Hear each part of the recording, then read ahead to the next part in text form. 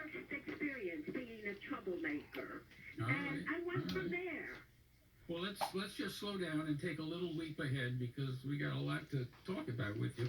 By the way, folks, this is WBAI 99.5 FM, and you're listening to the fabulous Evelyn Jones Rich talking about her many rich years of troublemaking. You later, after you married your husband Marvin Rich, the two of you were officials. You were, I think, the Northeast Regional Representative Corps, and Marvin was the Communications Director of the Congress of Racial Equality. Do I have that right? That's right. Marvin was the Community Relations Director, Uh-huh. and I was the Regional Representative for the Northeast.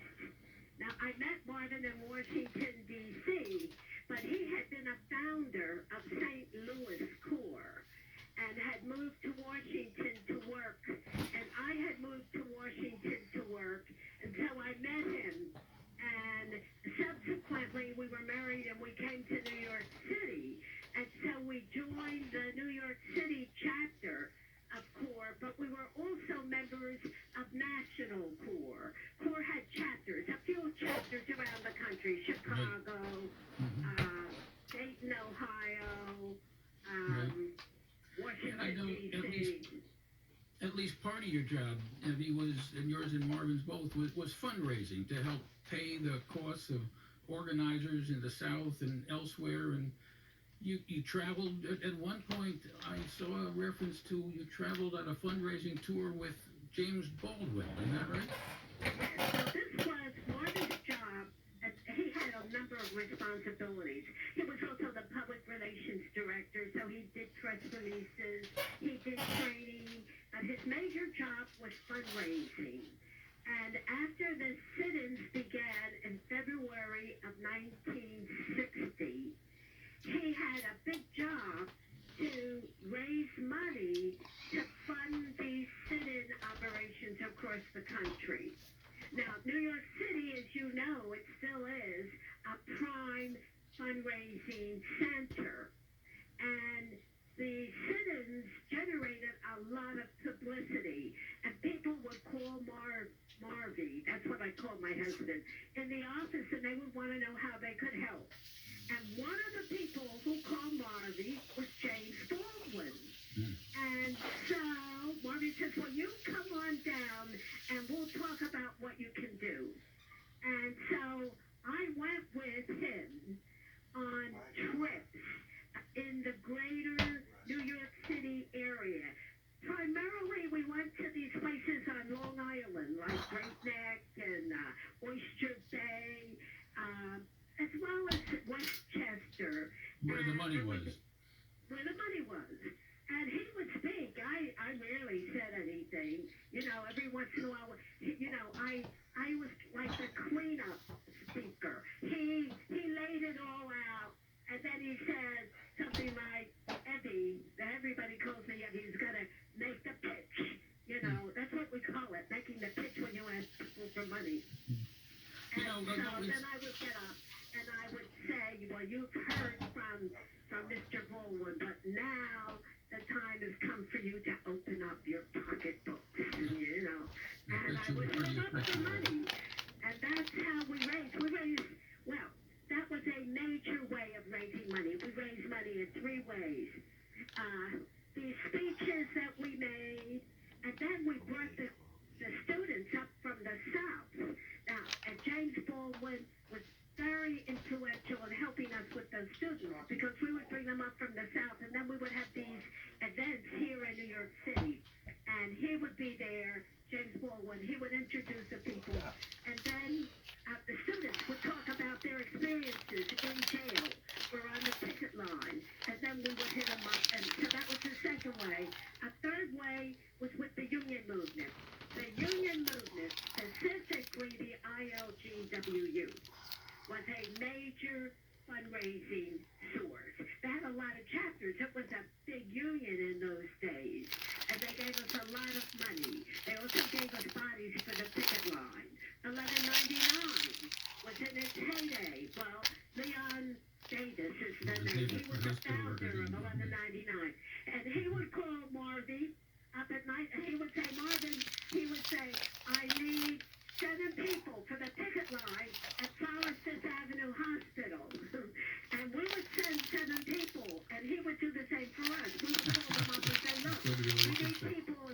on the picket line, and he would give us people. So that was a third way. And then the final way, and this is a very important way, is there were wealthy Jewish philanthropists, and they may not have been famous in terms of name recognition, but almost from the beginning, they were with us. So that when we got to the place with jail, not bail, that was one of our slogans, with the Freedom Rides, and we needed thousands of dollars, hundreds of thousands of dollars. We could go to these donors, and they would give us money to get these kids out of jail first, before first we put up the bail, and then they stayed in jail. Well, when we were putting up the bail, they sustained us, and they gave us the money to do that with. Well, let's talk about the Freedom Rides for a moment, because obviously that was a crucial thing, and yours and Marvin Rich's role was to help coordinate and organize. But you were friends with many of the Congress of Racial Equality members, both black and white, who I believe were on those first Freedom Rides, and some of them were beaten very badly. Friends of yours. Were you surprised at the level of violence that the Freedom Rides kicked off in the South? No, not at all. You see, when I met my husband, I was not a believer in nonviolent direct action. Which CORE was? That was part of the central tenet of CORE, right? Yeah, CORE. It's the bedrock principle of CORE. And when he started telling me all this stuff about nonviolent direct action, I said to him, "You must be out of your mind." I mean, I was brought up in a working class family. If somebody hit you, you hit them back, you know?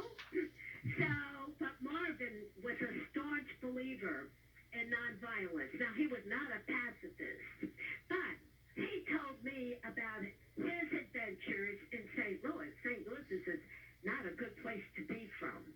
Okay, and he was instrumental in integrating these segregated public facilities in St. Louis. I'm talking about the amusement parks, the public libraries, the restaurants, and often violence toward the demonstrators was kind of taken for granted. So when the Freedom Rides began, and the Freedom Rides that you're talking about really represent the second session. There was a Freedom Ride in 1947 that most people don't know anything about. It's called the Journey of Reconciliation, and that came after a Supreme Court decision called Morgan versus the U.S., when the Supreme Court said that you could not discriminate in interstate commerce. And CORE, National CORE, organized and executed a Freedom Ride throughout what we call the Upper South. But it was very different from the more famous Freedom Rides of the 1960s. The Journey of Reconciliation in 1947 was an integrated Freedom Ride in, Tennessee and Kentucky, those kind of like border states, and they had no women. It was integrated, but only with men. The Freedom Rides that we're talking about began in 1961, and they were very different.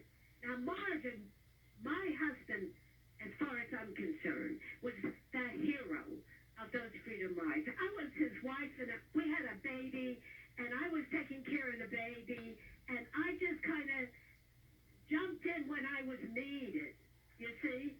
Whereas Marvin went to work every day there. I wasn't working at all for CORE. I was home with our youngster. And Marvin was doing a lot of things. And every once in a while, they would put him in jail. And I would have to explain to Gordon, that's our son, why Marvin was in jail. Or they would beat him up, and Marvin would come home with a broken nose, and I would explain that. Well, I was going to say, he didn't. I know that on at least one occasion that Marvin Rich, I believe, during a voter registration drive in Holmes County, that he was severely beaten. That must have been terrifying for you and Gordon. Up badly, and Gordon was very upset when he saw him. But I told him, I said, look, Marvin is out there on the line, and he's making the world a better place for you and for me. And he has to do this, you know? And we're not going to abandon you. Gordon, that's how I was always afraid that I would go to jail too, and he would be, homeless. He didn't use that word then. But I told him that Marvin and I had an agreement that neither one of us we would not be in jail at the same time. And that one of us would always be with us. Parents of a young child. Well, one of your remarkable accomplishments, Evelyn Jones-Rich, was that you debated Malcolm X. You were, I think, a stand-in for James Farmer, the leader of the Congress of Racial Equality, and he was supposed to do it, but he was in jail, right, for a civil rights protest. So you became the designated debater. And you'd heard Malcolm speak before, right? You were picketing Woolworths or something, and you went over to hear him, and you knew how powerful he was as a speaker. Weren't you a little intimidated about debating Malcolm X? No. Let me tell you why not. Now, first off, this was something that just happened. I was not supposed to debate him. We had Farmer, and Jim Farmer, was a wonderful debater. He was just fabulous in terms of everything about his presence. Great deep voice, as I recall, with like a great booming sense about it. it. You know what? He was a man, and he was confident, but he was in jail. Subsequently, they made a movie where he was one of the stars. I think it's called The Great Debaters, something like that. Very recently, within the past 10 years, where his little college, he went to this little college in Texas called Wiley College. They debated the debate team at Harvard, and his college won. And it's a wonderful movie. But in this case, he was in jail. And Malcolm sent this letter to Core saying that he wanted to debate Core, Farmer. So Marvin said, well, okay. But Farmer was in jail and he couldn't go. Now, we had Core people, but a lot of the Core people happened to be in jail at that time. And the situation was that the ones who weren't in jail were white. And Marvin said, I can't send a white person to debate Malcolm X. I have to send the word was Negro. I have to send a Negro. And he said to me, Effie, he said, you have to go. And I said, well, I'm not too crazy about going. He said, yes. He said, you have to go.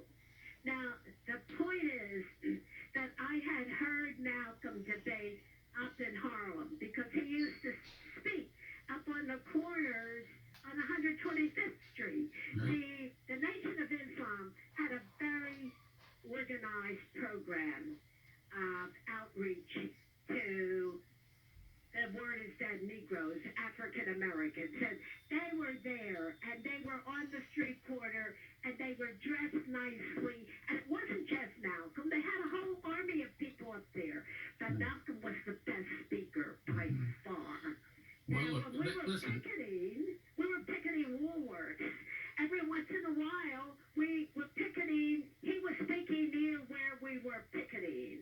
Maybe the Teresa Hotel was across Seventh Avenue. Right. And I would go over there and listen to him, okay? In addition to which, when I was in high school, I was the president of my debate club. Now, I went to a high school with very few black people. That's another whole story. So my being the president of that debate club is another whole story. But I was the best debater, all right? Why does that not surprise I had a lot of experience speaking in international venues as I traveled abroad representing. I served on delegations of American young people to conferences in France and Germany and India, and I was almost always the only black person on the delegation, and very often I had to speak to resolutions that these young people were Okay, well, listen, it's So clear then I that had it's clear that experience. you were an accomplished speaker from your high school days on, but look, still you're up against it. There's a portion of this debate that survives, that's available, the miracle of the internet. You've listened to it, even though it's only a portion of it. So what I wanted to do is play a short segment that has a pretty good exchange between you and the Honorable Malcolm X about tactics like lunch counter sit-ins and other such things.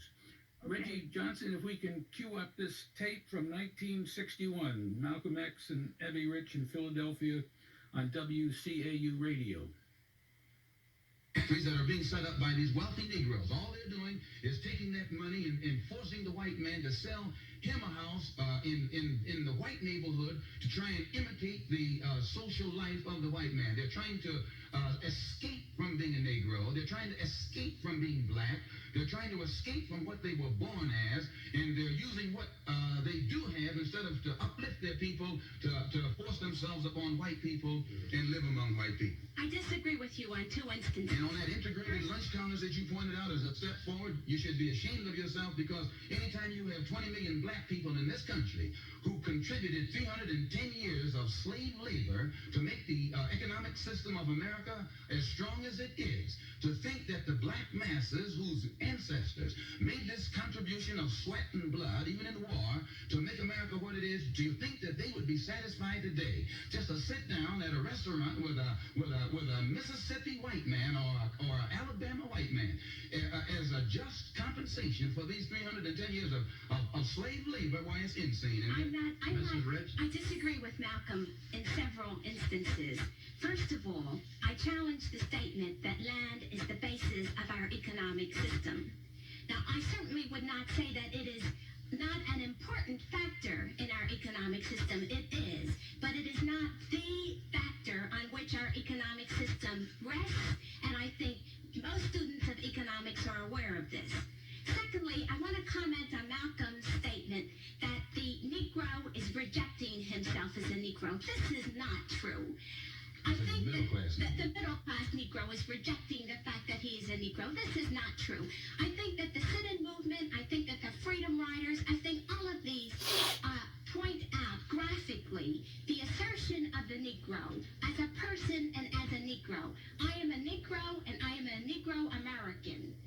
And this is important, and I think that many other Negroes feel this way. The third point that I want to make, and I think this is important, is that the fight for integrated lunch counters is much more than the fight to sit down and drink a glass of water with a white Southern segregationist. It's an assertion of one's equality and human dignity, and it's merely a statement saying, I will go where I please and I will do what I will in this country, which is supposed to be free. I think that the sit-in movement, the Freedom Riders, indicate the intense desire of the American Negro to redeem the Constitution. And I think this kind of constructive action in the local community is one of the most effective ways of realizing this goal in the very near future. Our guests on the talk. Well, our guest right here is the woman you were just listening to some 60-odd years ago, Evelyn Jones Rich, who, as you can see, is a very formidable person then and now. The show is called Deadline NYC. My name's Tom Robbins. We're on WBAI FM 99.5 or streaming live on WBAI.org. Let me just get this plug in before we move on. WBAI